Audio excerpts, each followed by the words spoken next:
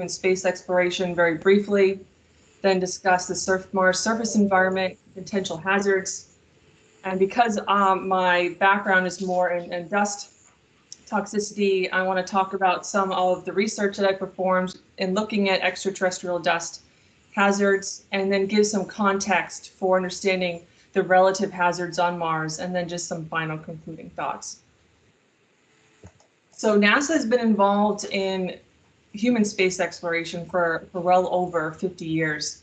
And over that time, we've gleaned a lot of different lessons learned and information that could help prepare us for exploration of Mars.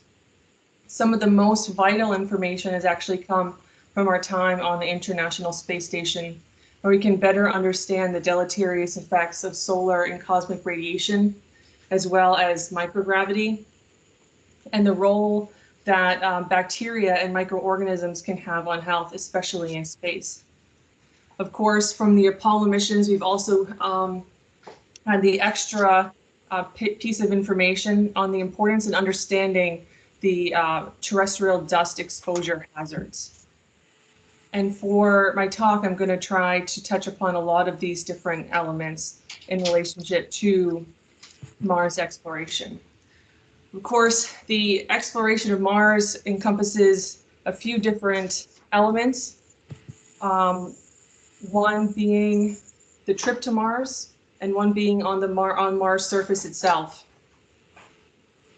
For this talk, I'm mostly going to focus on what the astronauts would face once they reach the surface. However, that's not to say that there aren't some deleterious health effects and some major implications for the success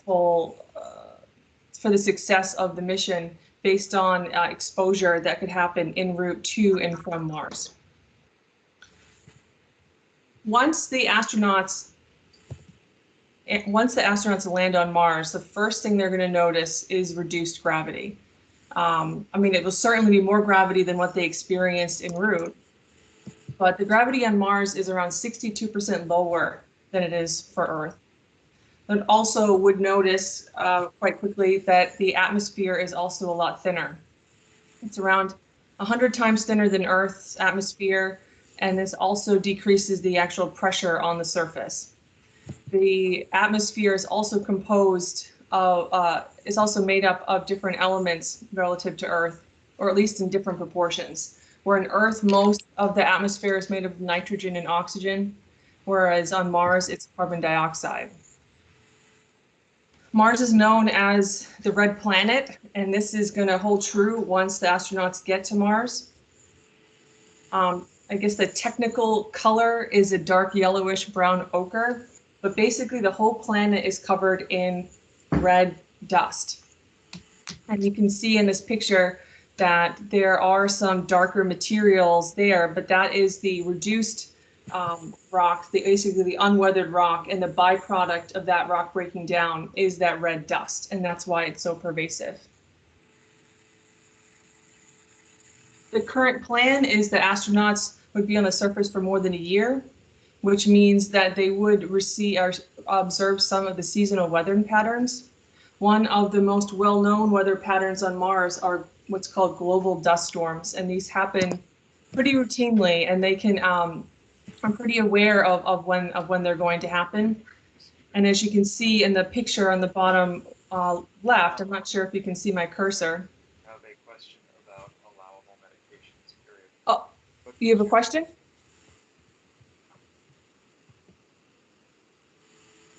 Did someone have a question?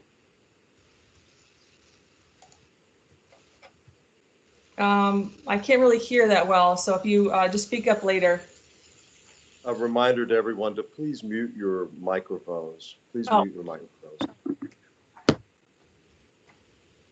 All right, so you can see that this is a relatively clear day on Mars. And a few months later, it shows the global dust storm and the dust coverage within the atmosphere. And this can cause some major visibility issues, and it would also cause some issues with the equipment because the dust would get in everywhere, and possibly cause some mechanical issues. There are also local dust storms, and one example of this is the presence of what's called dust devils on the surface of Mars. There's also some major temperature variations, and this is true for seasonal, and it's also diurnal as well. On average, the temperature on Mars is around minus 80 degrees Fahrenheit. But some extremes are at the poles in winter. It can get down to minus 195 Fahrenheit. Whereas in the summer during the day on the equator, it can reach up to 70 degrees Fahrenheit. So that's a nice day. But at night, it can go down to minus 100 degrees Fahrenheit.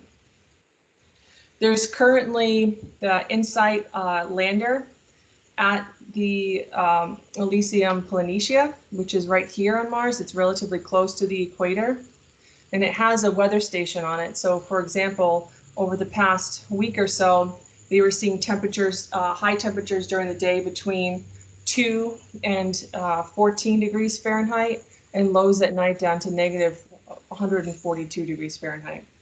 And this is important because the first place where humans are kind of projected to explore is this area in Jezero Crater.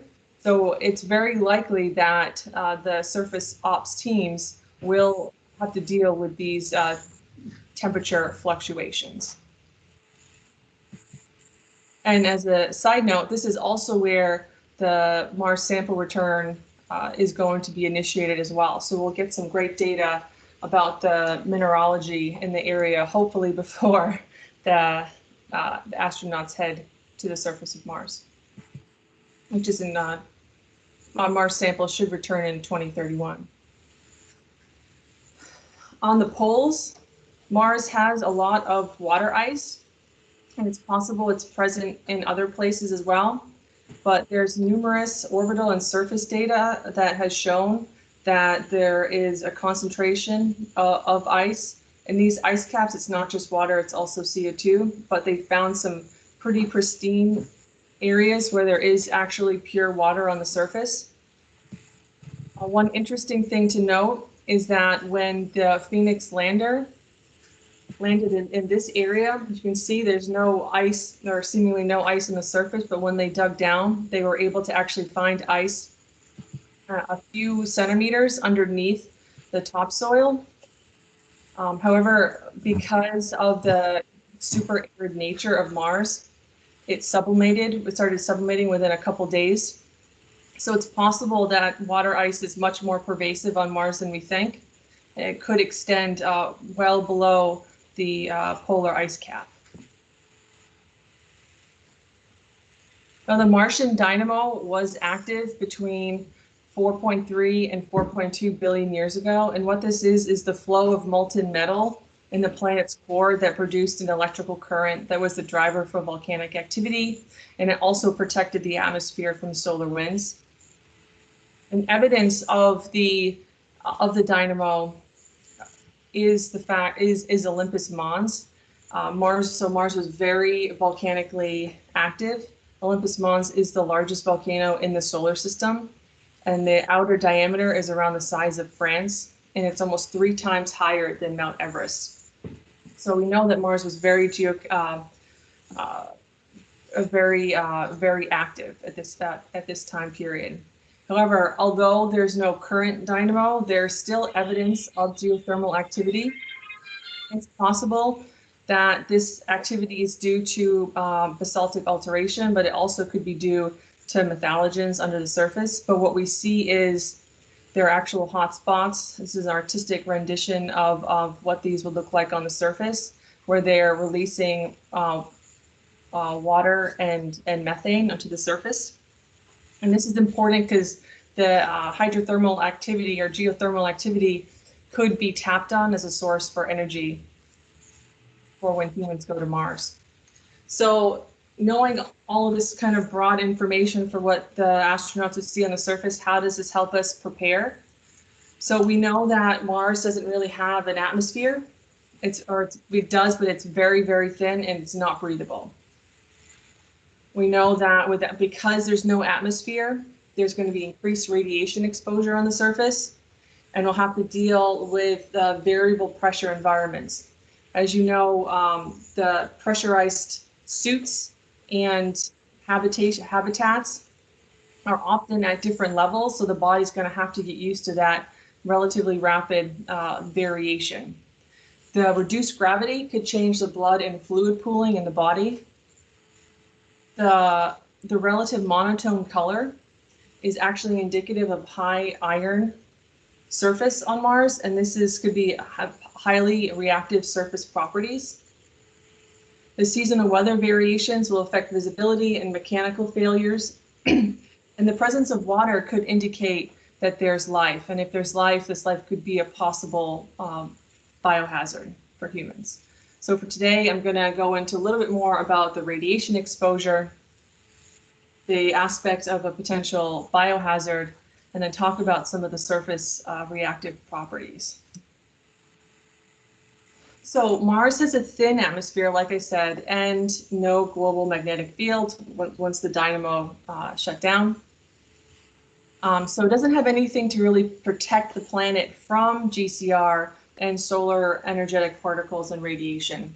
This is an image of Earth, and you can see that not only we know that the atmosphere protects us, but the actual magnetic field protects the Earth from GCR, and Mars doesn't have this. So they're going to have the solar winds directly depleting the atmosphere, and that is what is the cause of Mars not having an atmosphere.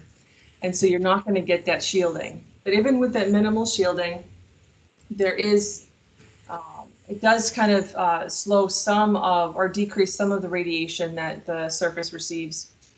Generally speaking, based on the Mars Curiosity rover, what the surface sees is around 76 milligray of ionizing radiation from GCR and solar particle events annually. In terms of the dose, this is around 232 millisieverts. Of course, this is an average year. There are times when there could be a solar storm or something to that effect, and that would increase the radiation at the surface. But for context, humans on average, in particular in the United States, receive around 0.62 to 2.4 millisieverts of background radiation annually. If someone goes through some sort of radiation treatment, obviously this is going to change, but that is the average. And while 76 milligray does seem like a lot, and it is certainly higher than you would traditionally receive on Earth, it's actually kind of similar to what the astronauts see on the ISS.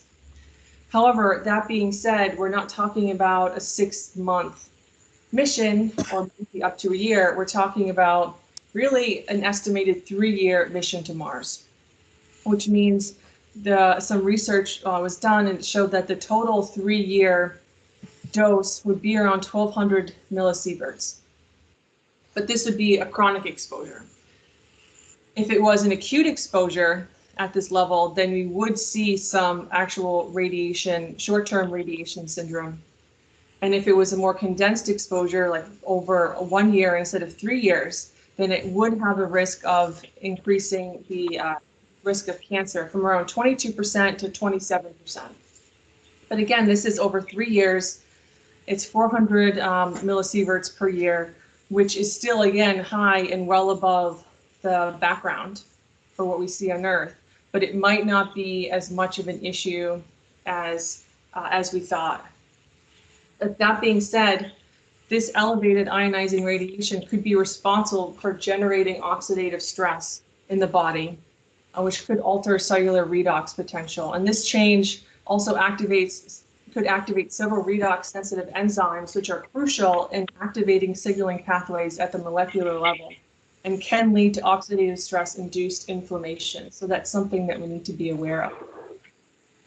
In terms of potential biohazard, Mars is deemed a restricted body by NASA's Office of Planetary Protection, and this is because the presence of past or in current water is a strong indication that life could exist or may still exist. This is an image of what Mars is today and what it was anticipated to be around 3.5 billion years ago when it still had an atmosphere.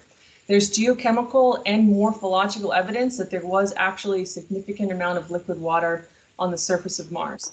Some of the morphological evidence is the presence of these deltas throughout many areas on the Martian surface. And this This property is similar to what we would see on Earth, except obviously there's no water and it's dried out, but this is what it would look like.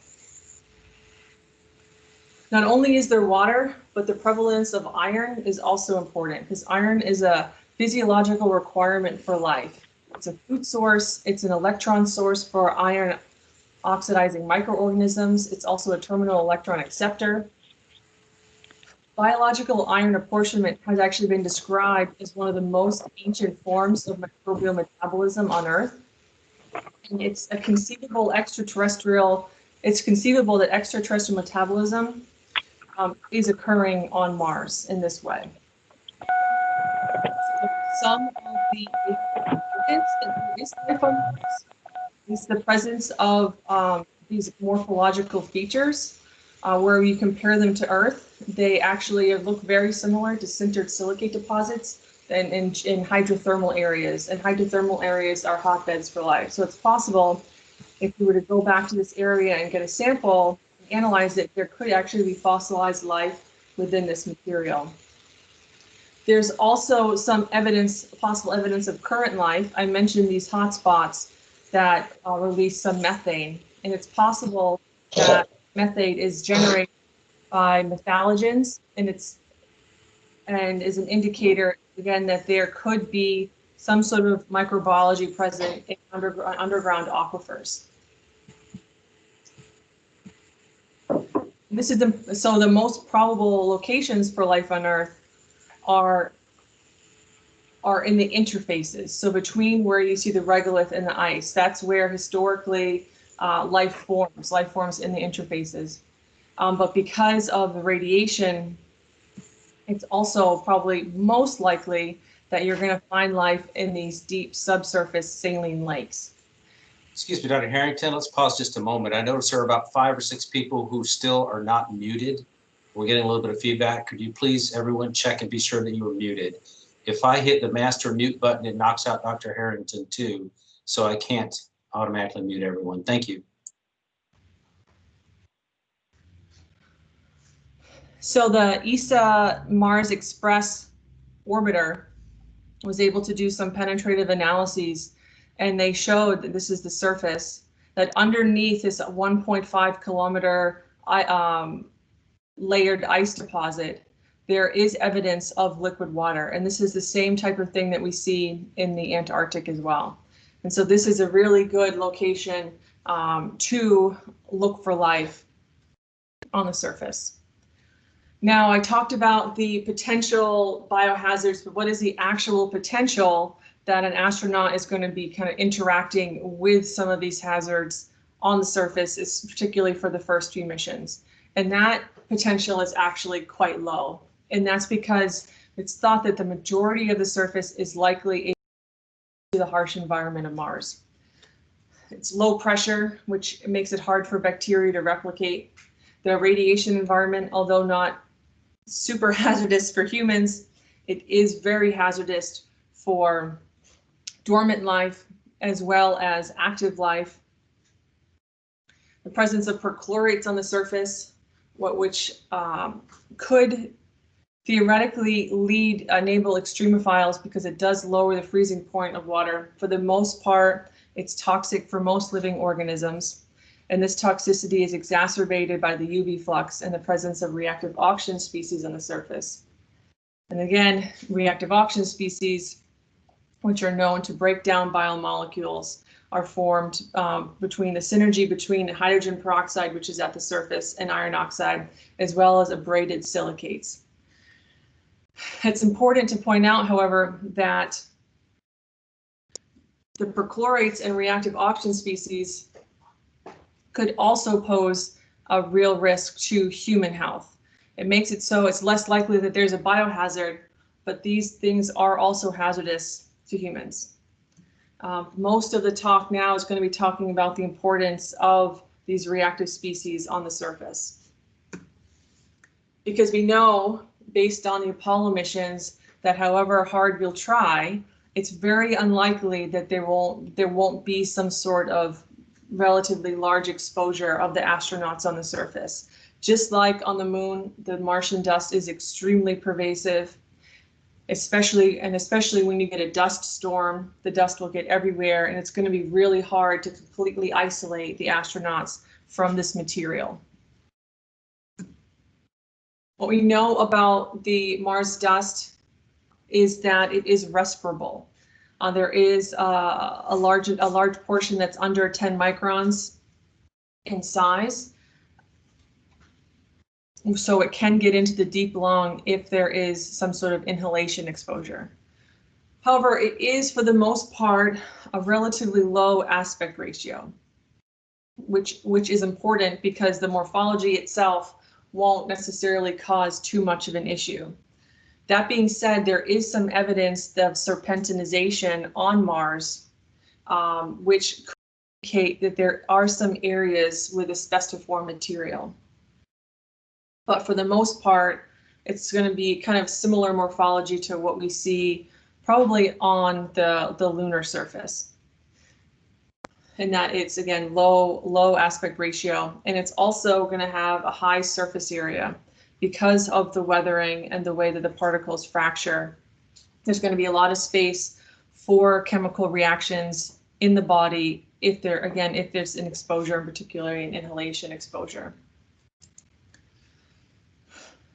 Although there is variable chemistry, bulk chemistry and dust on Mars, most of it is going to be kind of homogeneous in this global dust composition that we see here, where again it's predominantly silicate, but there is a significant amount of iron. But what I wanted to know is trying to understand the reactivity of this material. And by reactivity, what I'm talking about is the ability of a particle to induce reactive oxygen species formation.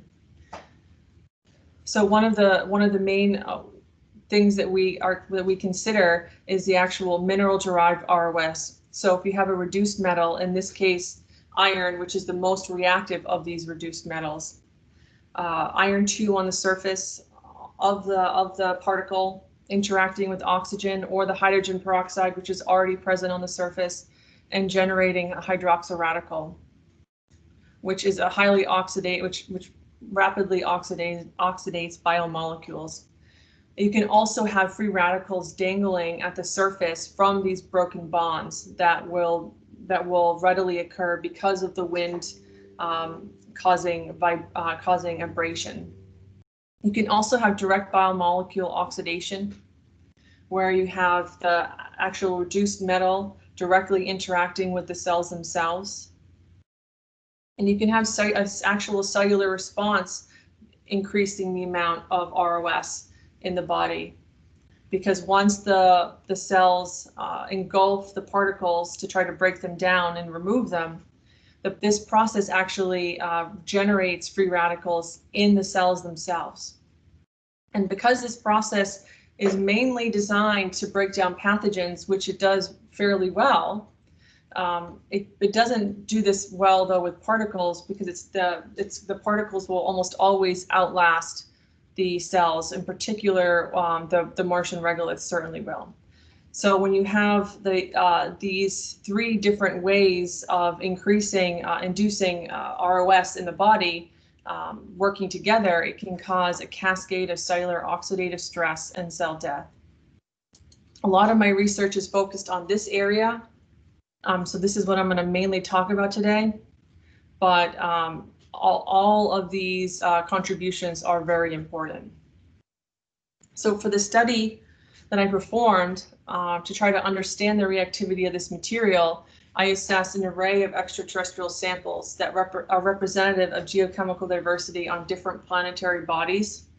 Of course, for the sake of this talk, we're mostly interested in the Martian material, but it's important to compare based on what we already understand about the lunar material, and to get ready for exploration of the asteroid 4 Vesta. And I also compared this data to a terrestrial analog. And it's important to note that these samples are considered passivated, so they're not going to be as reactive as the fresh material on the surface. But this will give a more kind of long-term steady state reactivity. It's also important to note that for each of these planetary bodies, There's a sample of that's pretty much solely basaltic or basalt, which is a more reduced sample. And then there is a sample that would be considered regolith. So that's a more processed sample. So there's a basic sample of that darker material that you see, and there's a sample of that redder oxidized material that you would see on Mars. And this is true for all the other environments, so that we can get a better idea of the different maybe end members of toxicity on the surface of these bodies. So the first thing that we did was to compare the relative, compare the reactivity of the samples in solution, and this is looking at solely geochemical reactivity. So again, it's in this area of that figure. We looked at how soluble the iron is within the sample in water and also simulated lung fluid, and we also looked at the ability to generate these free radicals in solution. And what we found was that the amount of iron that leached from solution correlates with the amount of hydrogen peroxide generated, which is expected because the leached iron is what's going to actually drive the ROS formation. So in this figure, what we see is the amount of iron leached over time. And the mid-ocean rich basalts seem to leach the most iron, followed by the Martian basalt and then the lunar basalt. In terms of hydrogen peroxide formation, the Martian basalt actually generated the most hydrogen peroxide over time, followed by the mid-ocean rich basalt and then the lunar basalt. Next, we looked at the cellular response upon acute exposure, and for this we used A549 human long epithelial cell line. And we quantified the amount of cellular-derived ROS generation, which is an indicator of apoptosis, as well as the cell viability. And what we did is we normalized this ROS generation by cell viability and got what we call the inflammatory stress response. And although we, generally speaking, look at this as a whole, it's important to understand the differences and why we're looking at both indicators. So with, as I said, cellular generated ROS is an indicator of apoptosis, which is programmed cell death. Which is currently inflammation, but the regular process of programmed cell death and then removal won't increase inflammation. However, if there's necrotic cell death and the fluids inside the cells release, then it will actually cause even greater inflammation. So it's important to kind of understand these two things. Again, we are just, for the most part, focusing on both of these things combined. So this is the inflammatory stress response over time. And what we will see is that the Martian samples, which are the red samples, the red lines, generated the greatest inflammatory stress response after 24 hours, with the Martian regolith sample generating the most. This response is similar to what we saw in similar studies looking at mine tailings. The Martian basalt sample is the next highest, generates the next highest inflammatory stress response. But what's interesting here is even though it's lower, the basalt sample actually generated some necrotic cell death, which is going to be important for understanding the longer term inflammation. So even though the regolith sample generated most stress after 24 hours, because of the beginning of the necrotic cell death, it's possible that tissent could actually cause more issues down the line. The lunar basalt sample generated the next highest inflammatory stress response after 24 hours, followed basically by the Vestian sample and then the lunar regolith sample. The mid-ocean rich basalt, which is the terrestrial analog, generated the lowest inflammatory stress response, and this response actually decreased after initial increase. And this is likely because what we call this sample more kind of biologically inert. So the initial response is just the actual response of the cells themselves, but because the particle wasn't that deleterious, it didn't cause that much inflammation. The next thing we did was to determine the inflammatory response upon exposure in a mouse model. We did both acute and subchronic exposures, and we looked at both pulmonary and cardiovascular endpoints. For the timing of the talk, I'm only going to focus on the acute exposures and the pulmonary endpoints. So what we see here, there's a lot going on, but I'll break it down, is these are different dose response studies. All these studies these animals were dosed based on the total surface area of the particles and not by mass, because the total surface area will give you a better idea of the actual relative chemical reactivity that's present on the surface of these particles. And you can do a dose response in order to better compare the relative inflammatory potential by looking at the differences in slope. So as you can see, the mid-ocean ridge basalt has the lowest slope and it generated the least amount of inflammation after 24 hours after a single exposure. The Martian basalt and the lunar basalt generated the highest inflammatory cell infiltration into the lungs, although they're not statistically different from each other. So they're both very high, followed by the Martian regolith sample. And all these samples are statistically higher than the mid-ocean ridge basalt, and I think they're all also statistically higher than the other samples that were looked at. But what does this really tell us? Why is all this kind of detail important? It's because we need to be ready to react if there is an exposure at the surface. And although we are receiving hopefully receive some samples from Mars, and we'll get a better idea of the toxicity, the more we understand about the role that geochemistry can play in health effects, the more we can kind of mitigate the risks. So pulling all this information together, we can come up with different correlations. And again, there's a lot going on here, but the important things to note are the solid lines are where you see positive correlations. As I said, there is a positive correlation between the amount of iron in solution and the amount of hydrogen peroxide that's generated. Whereas the dotted lines are negative correlations.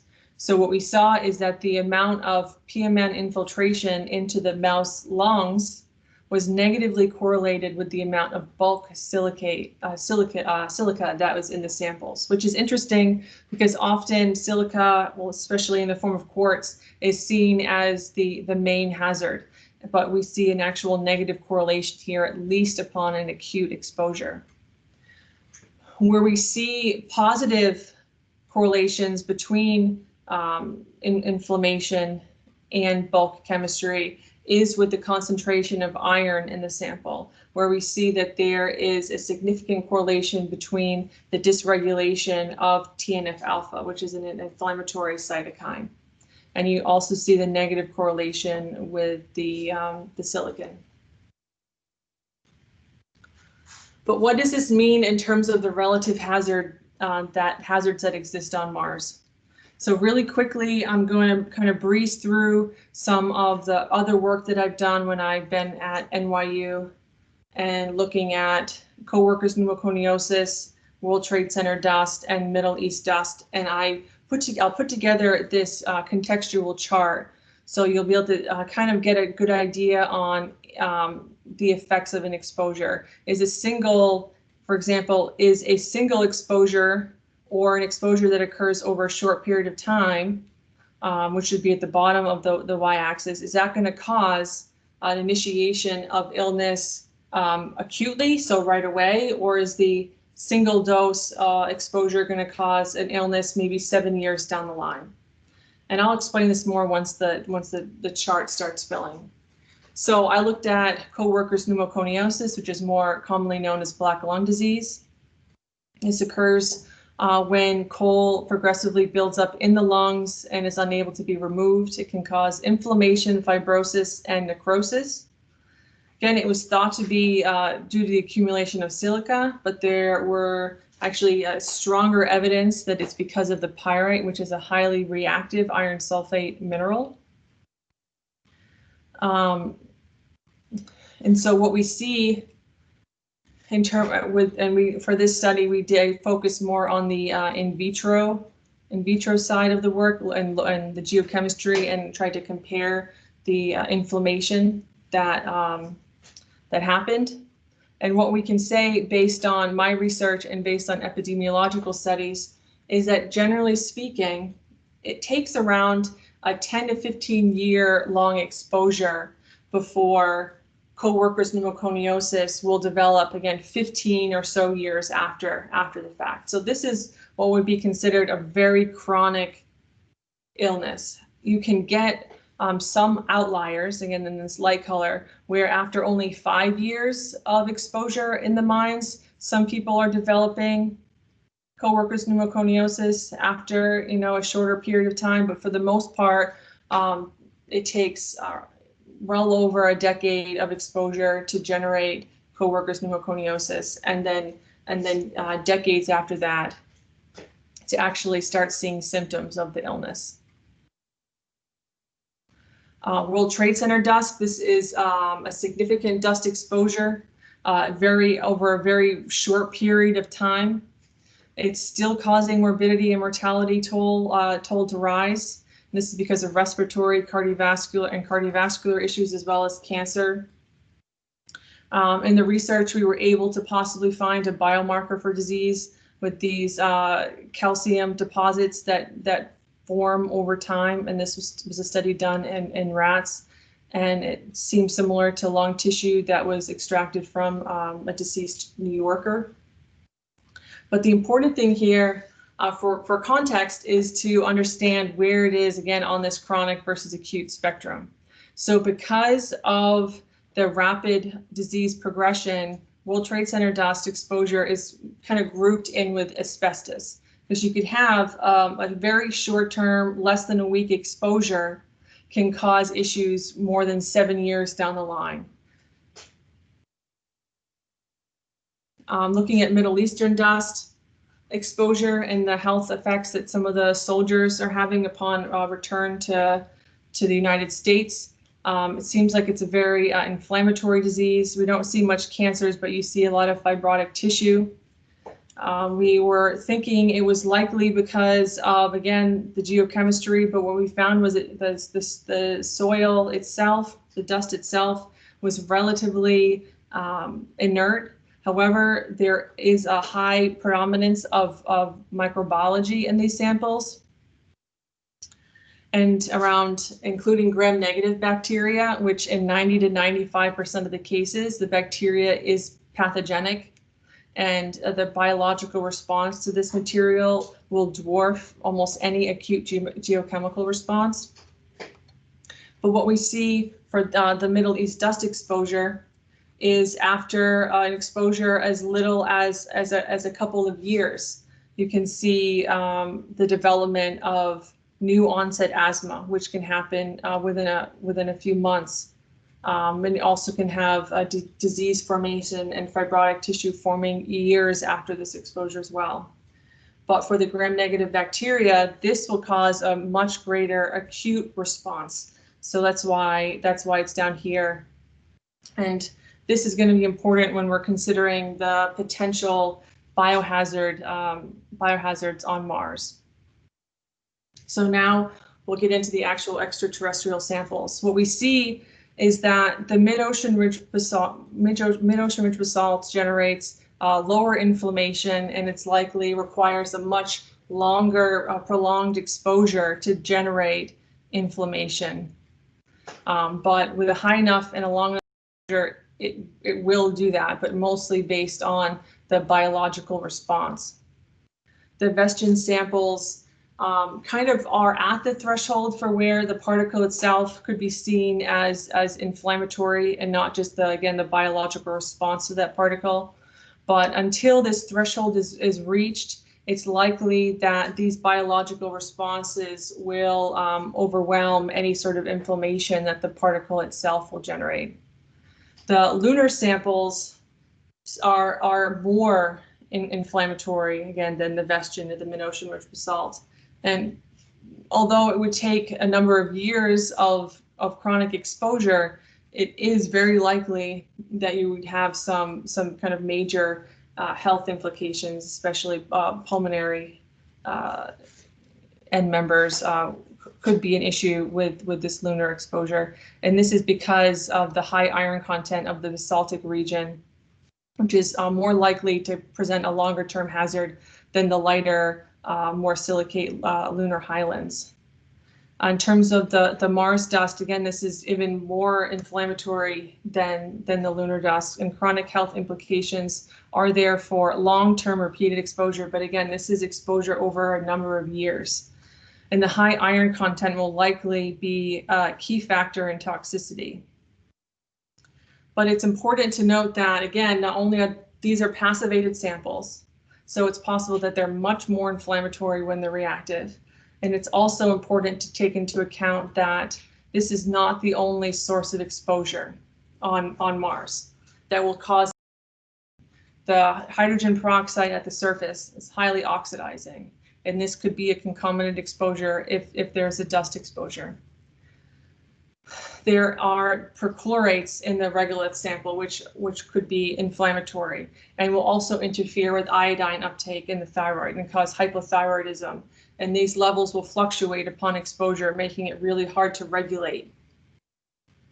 The chronic radiation exposure, then, although it's not going to cause an acute issue, it will increase the baseline inflammation, which would make any exposure to this dust much worse than it would be if it was kind of, for lack of a better word, in a vacuum and alone.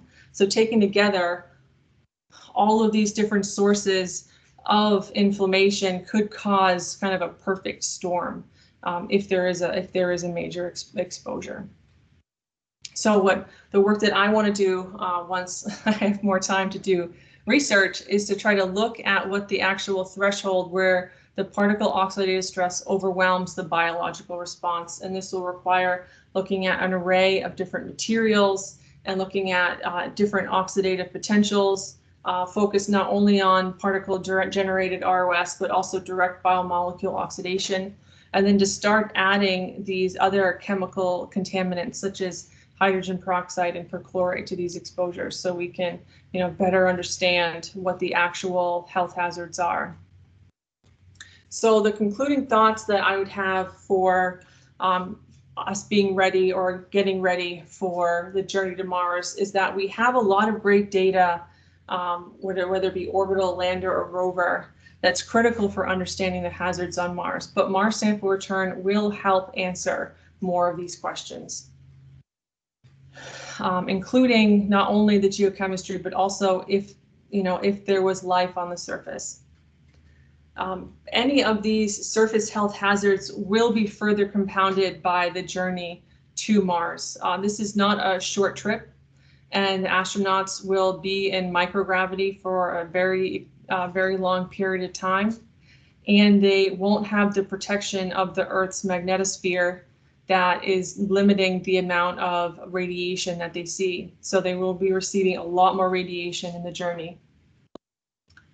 And this is going to greatly affect the astronauts' ability to perform their jobs and survive the trip to Mars on the surface and back. But overall, it seems that the majority of the issues are going to be related to inflammation, and mitigating the effects of inflammation on the body will likely be key to successful surface operations. So with that, I'll take any questions. I'll close this and turn on my camera. Does anyone have any questions?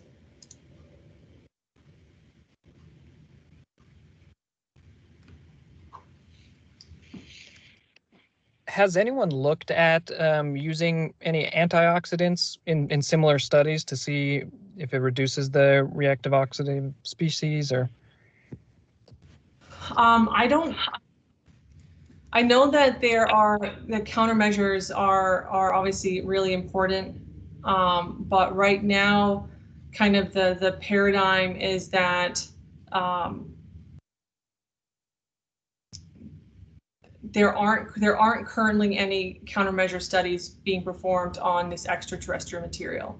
I know that there are countermeasures obviously being performed for the World Trade Center dust and for other illnesses, and we might be able to kind of play off those ones. But as far as I'm aware, there aren't that many countermeasure studies going on right now for particle toxicity. I know that there actually are some for radiation, but I can't really talk about those yet.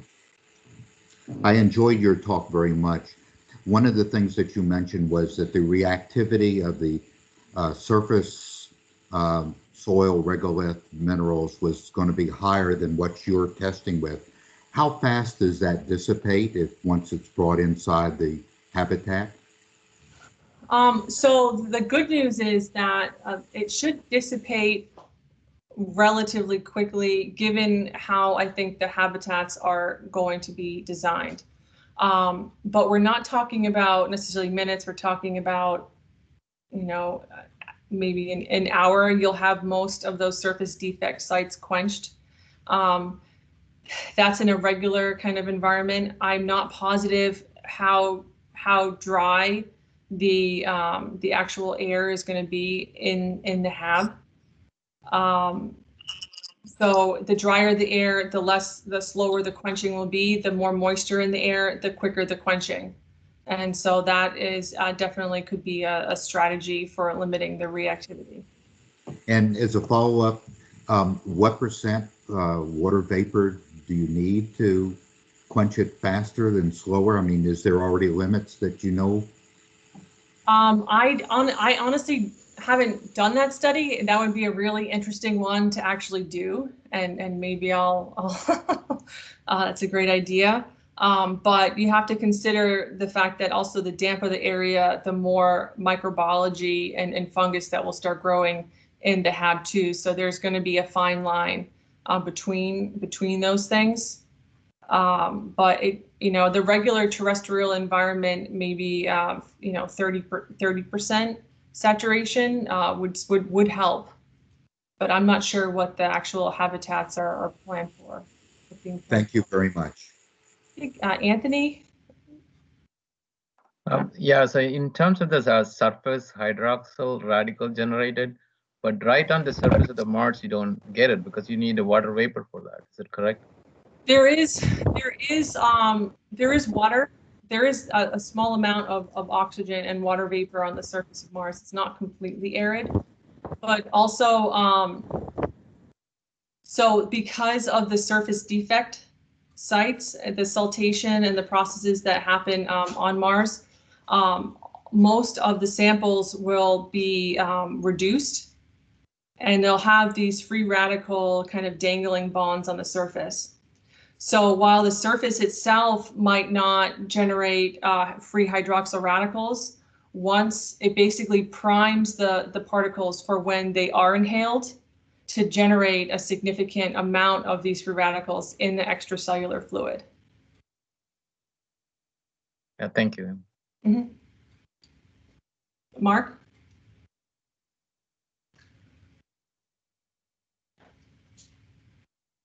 Mark, Emmett, your hand's up.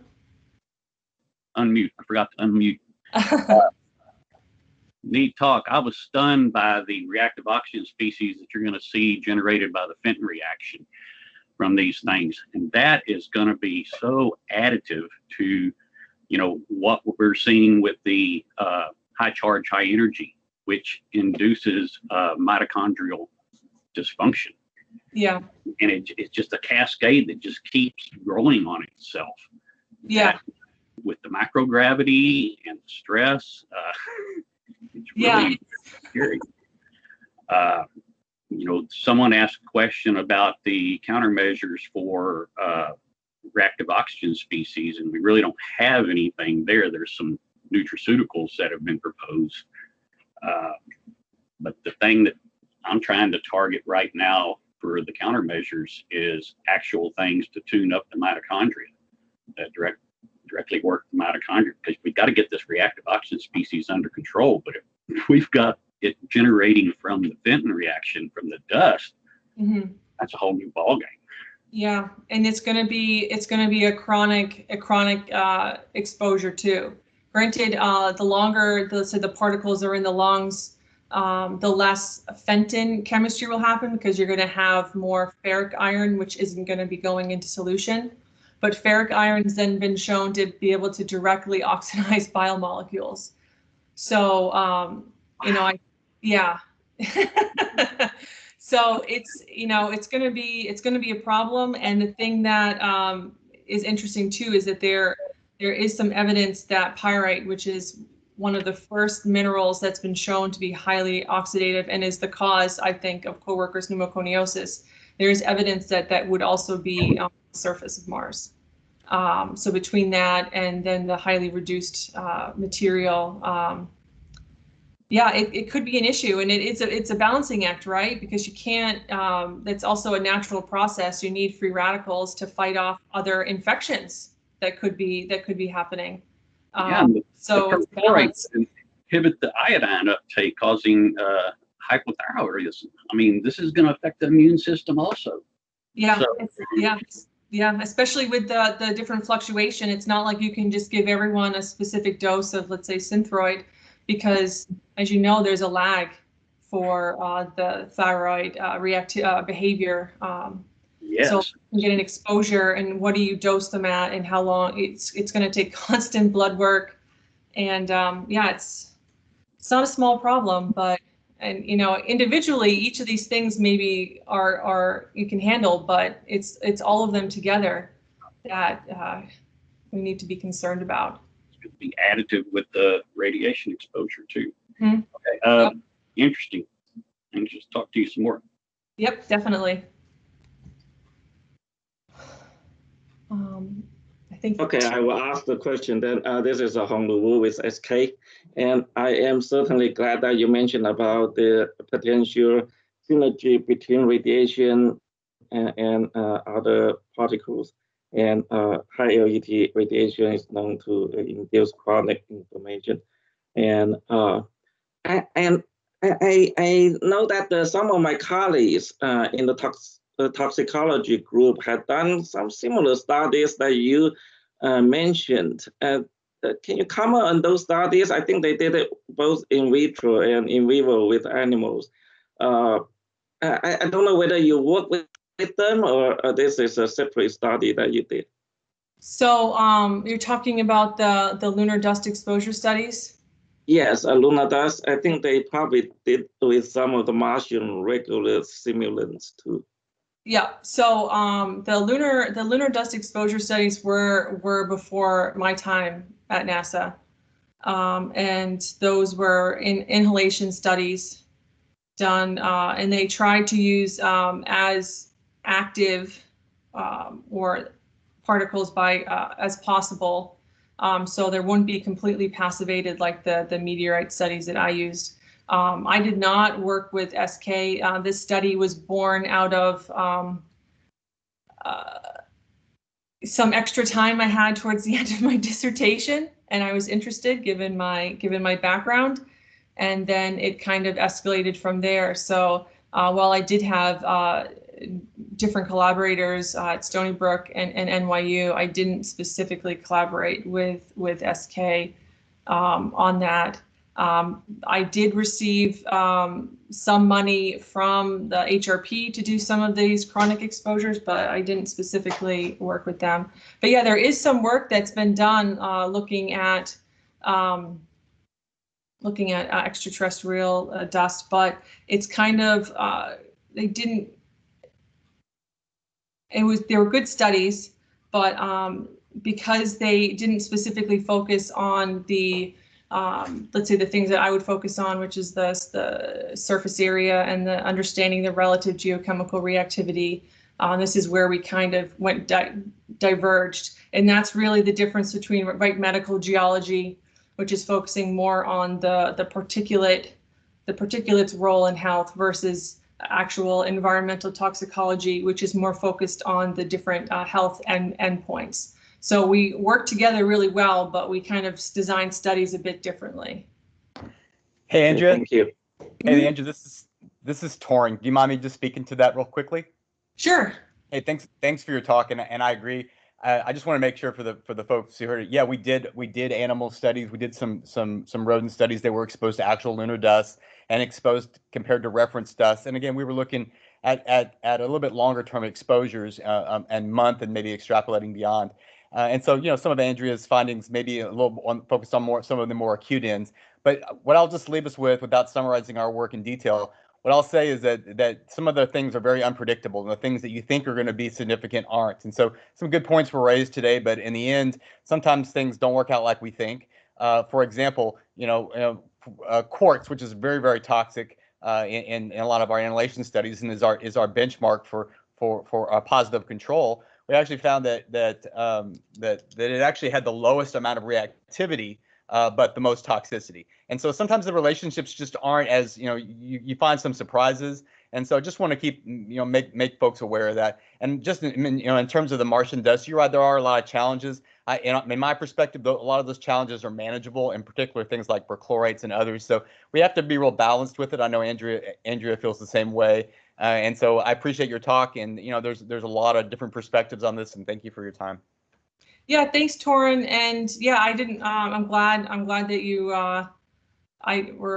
spoke up. I certainly, like I said, there is a lot of work that's been done, and we kind of have, again, because we approach the problem a little bit differently, we have some different perspectives. But that's what makes a great team, right? Is the different perspectives that people can bring into these problems.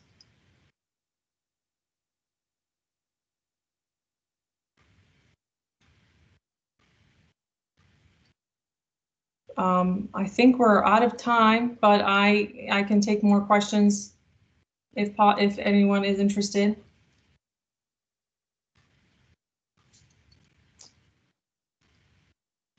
Well, how about if we call it here? Does that sound good, Dr. Harrington? Yeah, that sounds great. And you can always email if you want to talk more in the future. And yeah, this is definitely an interesting area to study. And it's important. It's important to understand. Hopefully, these effects won't be will be able to be mitigated, like Torin said. But it's important to understand all of them together in order to best mitigate. To best develop mitigation strategies. Well, it's wonderful. It's a fascinating talk. We truly appreciate the time you spent with us today and giving us insight into these toxicities. It's very interesting for all of us. So many thanks, Dr. Harrington. I'm sure it'll generate many more questions, as you say. So we'll bring this to a close. Just a quick announcement. I would like to give special thanks to Rachel Fowler for organizing the meeting and for managing all of the maintenance of certification issues that go along with a talk like this. And our next session will be in November. It'll be actually November the 10th for Grand Rounds, and that will be an ethics session for those of you who are interested. So please feel free to join in. And thanks again for everyone who's attending, and we look forward to seeing you next month. Bye-bye. Bye.